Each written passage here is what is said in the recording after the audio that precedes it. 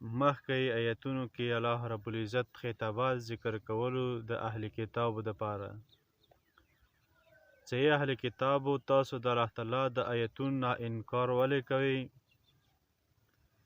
یا اهل الكتاب لما تکفرون بآیات الله وانتم تشهدون. د نن آیتونو کې یو ځل بیا خطاب د اهل کتابو ته خصوصا علماو ته څه کسه تاسو اهل کتاب یو د کتاب علم د تاسو سره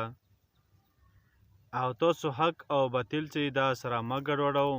حق بیله بیان کو او باطل بیله بیان کو. اصل کې خبره داسې وه چې یا اهل الکتاب لما تلبسون الحق بالباطل دی اهل کتابو کې به مرض دا و چې که چېرته یو غټ سړي جرم وکړي نو بیا به چې هغه مالداره وي نو څه داسې که غټ جرم مطلب رجم نو بیا به د خلکو به دوی ته به داسې فتوا ورکړه چې یاره دغه مثال مخ ورته تور کې جرمنه ورنه واخیستله یو بل چې مړکي باندې سیزه به ورته ورکړه. که چېرته یو غټ سړي جرم وکړي کمزوري سړي جرم وکړي لکه مطلب رجم کې راغلی نو هغه دپاره یې مسله بیا صحیح بیانوله چې دغه سړی رجم کو دا ختم کو. اصل کې دوی کې دغه یو بیماري وه چې دوی به خلکو چا به دوی ته مسله راوړی نو بیا یې به ورته ځان نه ایتونه عبارت ولیکل وي دا د کتاب فیصله دی حالانکې د دوی په کتاب کې دغه فیصله به نه وه. لکه یو ځلې رجم باره کې نبي کریم صلی الله علیه وسلم ته راغلو وي څو یاره دا محمد صلی الله علیه وسلم ته ویوسم او چې کله نبي کریم صلی الله علیه وسلم څخه هغه یې راوړه نبي صلی الله علیه وسلم ته ویل چې یاره ولې تاسو کتاب کې د رجم حکم نشته دی نو هغه ویل چې یاره نشته دی. نو عبدالله ابن سلام رضی الله تعالی عنه هغه ټیم مسلمان شوی و صحابي و چې کله نبي کریم صلی الله علیه وسلم د دوی مدرسې ته راغلل دارالمدراس کې علما ناست وو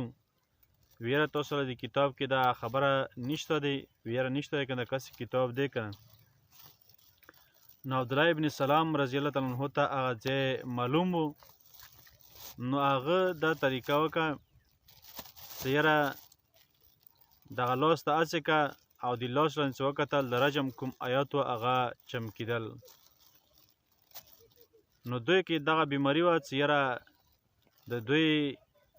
د حق او باطل داسې نه بیانولو حق پې پټول. نو د ځای کې الله رب العزت ورته فرمایي یا اهل الکتاب لما تلبسون الحق بالباطل وتکتمون الحق وانتم تعلمون. کومه حق خبره دی هغه خلکو ته عوامو ته بیانول پکار دي. لکه دې ځای کې شیخ القرآن پنجپیري رحمت الله علیه الله تعالی د قبر نور نه ډکي هغه به دا ویلو چې ولې ګډوې بدعت د سنت د مصطفی صلی الله علیه وسلم سره پیش کېږي به په محشر د مجتبی سره یعنی مطلب په کومو سترګو بیا ته پیغمبر ته سترګې غړوې د محشر کې قیامت ورځ تا د هغه سنت په خلکو باندې ګډوډ کړي وي او بدعت د دین نه دی. بدعت دې ته ویلی شي نعوذ بالله اصل معنا به د دې داسې وي چې یاره دغه سړی کوم کوتهي نبي نعوذ بالله من ذلک چې نبي صلی الله علیه وسلم څخه دین کې کمی دی هغه کمی ته پوره کړي. بدعت اصل مقصد دا دی دین کې نوې خبره راوباسي حالانکې دین خو الیوم اکملت لکم دینکم دا آیتونه نازل شوي الله رب العزت فرمایي چې ما د تاسو دپاره نن ورځ دین پوره کړی دی او تاسو دپاره مو دین اسلام خوښ کړی دی. نو وروڼو دا خبره چې دا کوم حق وي هغه حق بیانول پکار دي کوم باطل وي باطل په خپل ځای باندې او دروغ وي دروغ په خپل ځای باندې بیانول پکار وي. یا اهل الکتاب لما تلبسون الحق بالباطل او اهل کتابو تاسو ولې ګډوډوو حق په باطل سره وتکتمون الحق او تاسو پټوو دغه حق نه بیانو خلکو ته وانتم تعلمون او حال دار چې تاسو پوهیږئ چې یاره دا د ګناه کار دی حرام کار دی دا باطله خبره دی کومه حق خبره وي په هغه ځای کې نه بیانوو په باطل ځای کې. وقالت طائفة من اهل الكتاب دې ځای کې څه واقعات دا شوندې وه. نبی کریم صلی الله علیه وسلم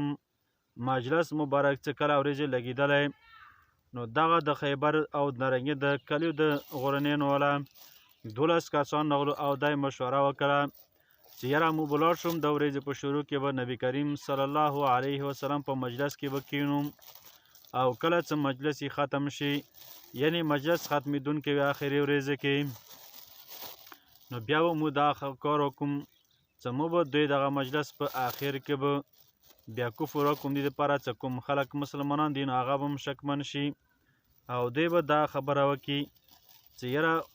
وکسه دي ته چې دغه خلک که چې دا پیغمبر په حق کې بندې وی، نو دغه خلک به بیا نوی ګمراه شوي، دوباره بیا نوی کفر شوي، او دې ته د مشرانو هم دا ترتیب خیل چې تاسو ورځې ابتدا کې ایمان نه وړو، بیا ورځې آخر کې کفر وکړو، د دې دپاره چې دوی له شکمن شي او دوی هم کفر وکړي. وقالت طائفة من أهل الكتاب، او ویلو یوې ډلې د اهل کتابونه آمنوا بالذي انزل على الذين آمنوا وجه النهار، ایمان راوړو د ورځې په اول ځای کې اول ابتدا کې پیغمبر مجلس څخه لګیږي نو تاسو ایمان راوړو،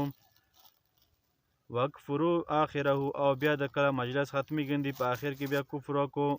لعلهم یرجعون، دې دپاره چې دوی راوپشي نه وګرځېږي کفر وکړي.